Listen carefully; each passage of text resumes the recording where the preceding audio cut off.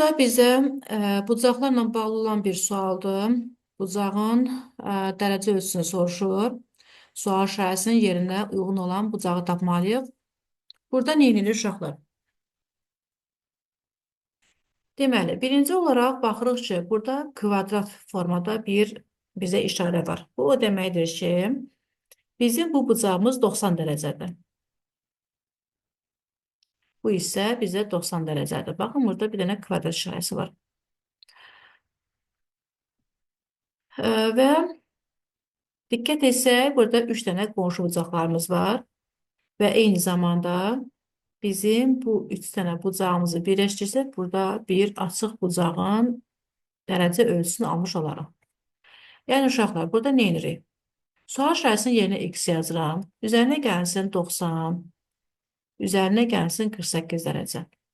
Biz demişdik ki, qonşu bucaqların cəmi 180 dərəcəyə bərabərdir. Həmin bu qaydadan istifadə edərək 3 dənə qonşu bucağın üçünü də cəmləyib 180-ə bərabər edirəm. Burada indi x olduğu kimi saxlayıram. Digər sərbəst ədədlərimizi toplayaq. Gəlin kənarda 90-ın üzərinə 48 gələk. 0-ın üzərinə 8 gələndə 8 edir. 9-un üzərinə 4 gəldikdə isə 13 edər.